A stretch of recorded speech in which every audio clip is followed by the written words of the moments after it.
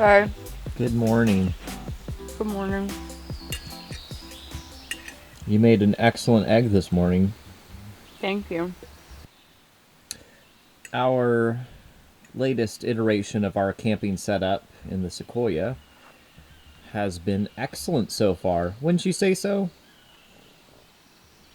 We had milk and eggs this morning, Yeah. so yeah, Yeah, milk and eggs. And nothing was they, soggy. yeah, it was stuff that we've had for several days too, and it's still good. Why is that? We have a fridge. Yeah, we have a fridge because we're the real deal now. We've got a, well, it's really just the Costway. Of course, they put it under a different label, Stay Coal or whatever that is. But anyway, we're really pleased with it so far. We do have a Jackery that we are powering it when we're not using the vehicle's alternator. But anyway, we'll show more of this setup in later videos, of course, and also it's about time to do a full-length vehicle walk around on the Sequoia. It's been a while since I've done one on Leslie. Of course, we walked around the vehicle when we first bought it, but it had nothing done to it. Now we have tons of things done to it. You might also notice we have our little platform that I built with the help of my dad and stained with the help of my mother. And it went really well. We got the grill under here. Of course, our table and everything gets set up under this side. But yes, once again, all of this will be talked about in further detail in an upcoming video. Oh, and also, we're married. I should probably mention that. We are now married. And did you enjoy the rooftop tent last night? I did. This was her first night in the rooftop tent, my second. I slept better in it the second time than I did the first. We woke up kind of early this morning, mainly my fault, but I kind of wake up early every morning, usually because I have to pee. That was a lot of information for my viewers. Welcome to the Georgia Traverse. It's been a couple weeks, maybe even a month now. I can't remember, but anyway, we're on the very start of it. We're probably only 2 miles in. We came in very late last night from Cheekatogue Island in Virginia, out on the beach. That was a lifelong dream of Lakin to go visit that island and go see the ponies out there. We had a really good time. We drove 10 hours after we took a boat tour yesterday to make it here to the start of the Georgia Traverse. We started off with a pretty good campsite. Really nice campsite, except for the fact that there's a lot of trash that people have left behind around here. Let me show you. So this is what I'm talking about right here. Somebody literally has left a whole tent behind. Really disappointing. I like what Mike from Last Line of Defense says.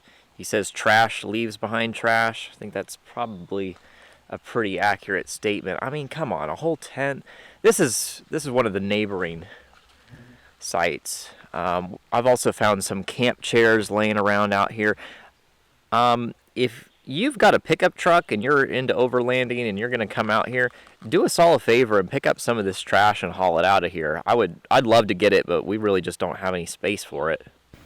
So in other news, I did get a system for holding Gaia in place, also a tablet, but once again, I'm going to talk about that more in detail later on. But anyway, here we are on the start of the Georgia Traverse. We, of course, entered right over in here, and we came in just a tiny little ways. As you can see, I've got another track on here. But anyway, here is where we came. There's a little cluster of waypoints up in here. Let me see if I can show you this a little better. Little tiny cluster of waypoints up here with some campsites marked. Really, yeah, this is probably just a few miles in. Anyway, this is it says end of Burles Ford Road. Here is Here's the GPS coordinates in case you're interested in visiting this place for yourself.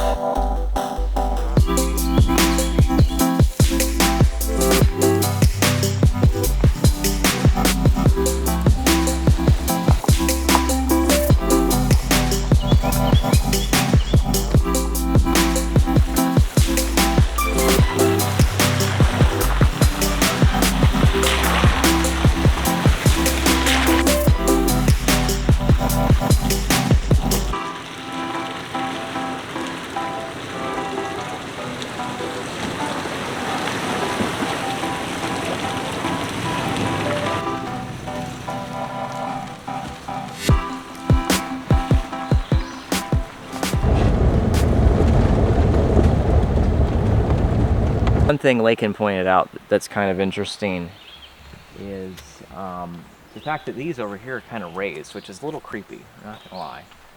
See, there's like a little bit of a mound sticking up.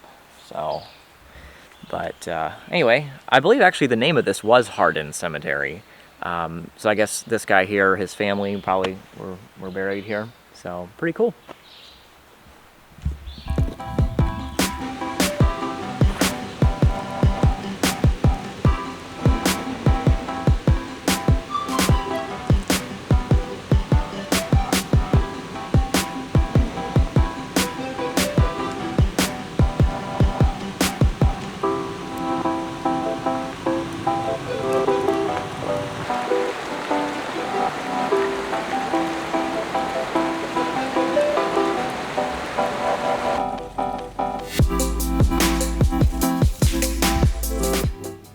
Not okay. Weird, right?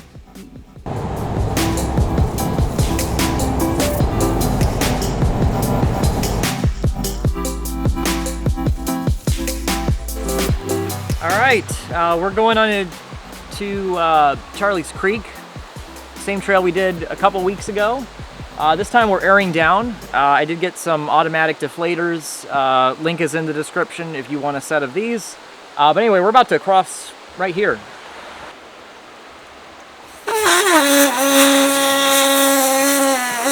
It's fun because they toot when you put them on.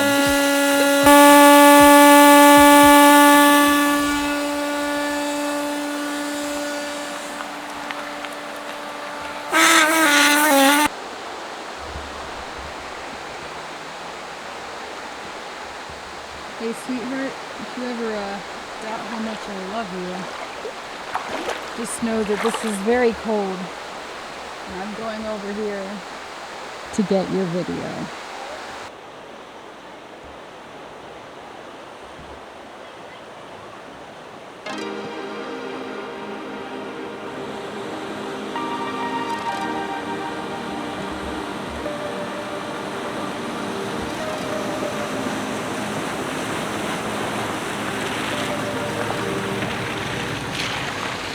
To go ahead and dispel any questions that anybody might have, we are in 4-low. We have the center diff locked. We don't have any sort of other traction aids, simply because our traction control system is down. It's been that way since we bought the vehicle. And then also we of course aired down. And in case you're wondering what tire pressure we went down to 18. So I chose 18 because I thought it's probably a good enough pressure. It's low enough to get a good contact patch, but it's not so low that we run the risk of having a bead blowout. And it also hopefully shouldn't take, you know, an eternity to re-inflate with the air compressor once we make it off the trail.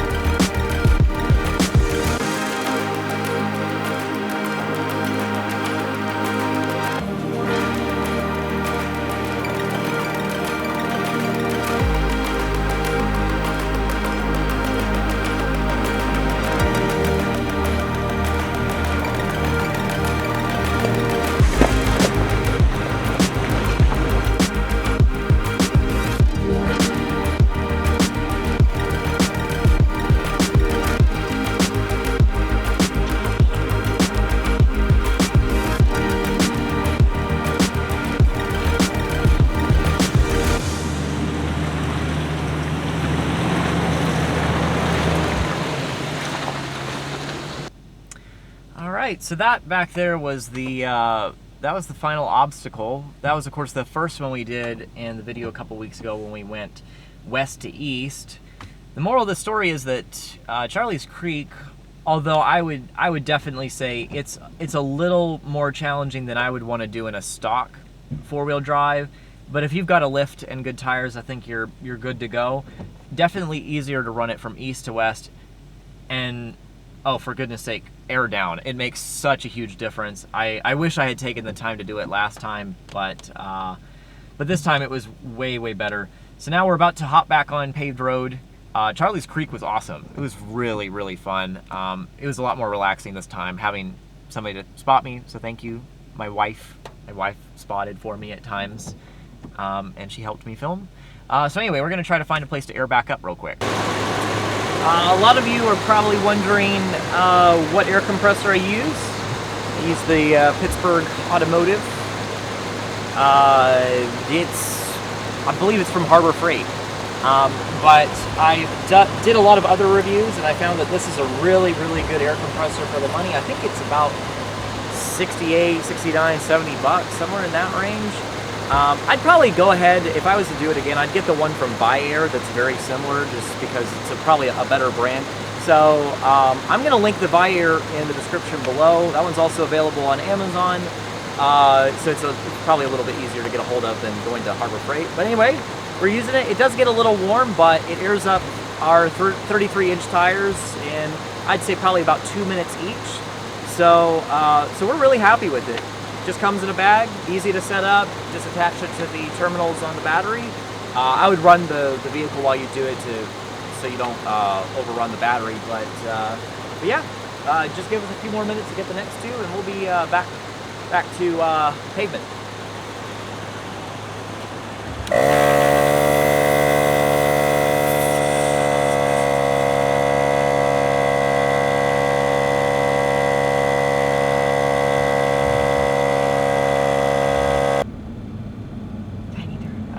Going back to save a baby turtle in the road.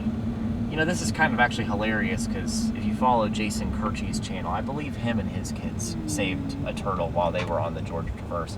Oh, there he is.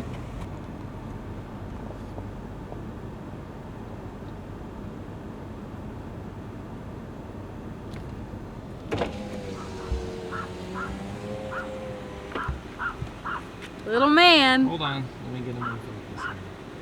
Oh, wow, he's so cool. Look at him. Oh, don't get your thumb bit off. Good job. Thank you. Good job, sweetheart. Thanks. Are you gonna release him into nature now? Proud of you. Thank you.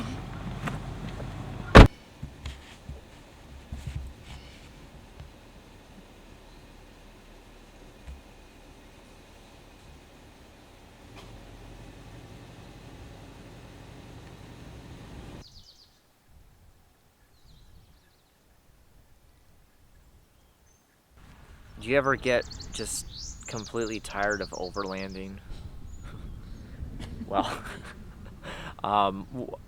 we're just worn out for the day. We've done a lot, we've seen a lot, and it's been a really good day. But now we're a little war weary. Right now we're just a little war weary, and road weary. We're road weary right now, so it's become a priority to find a site very soon. So we've identified one on the map that we think is going to be pretty good. It's actually one that Jason Kirchie has been to before on his channel. So I think we're going to go check it out, and hopefully it'll be good. And this should hopefully be our last stop. It's a good one. We're on the Richard B. Russell Scenic Highway. It's technically a part of the Traverse. It's one of the paved sections. So now we're going to hop on the road again, and we're going to cut off a small section of unpaved to get there as fast as we can.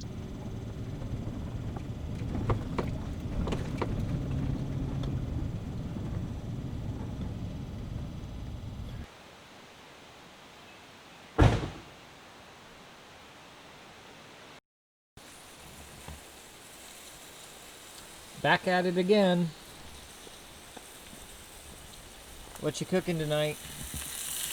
Bacon wrapped asparagus. Oh, that looks so good. Good job. And then over on this side, we've got some grilled chicken. It's coming out really, really good. We tried to make it to Jason Kirchie's site, but there was a down tree. We did not want to take the time to clear it. We wanted to make it to camp. So here we are. We're at a nice site here in Cooper Creek scenic area. Well, that pretty much wraps things up for us here on the Georgia Traverse.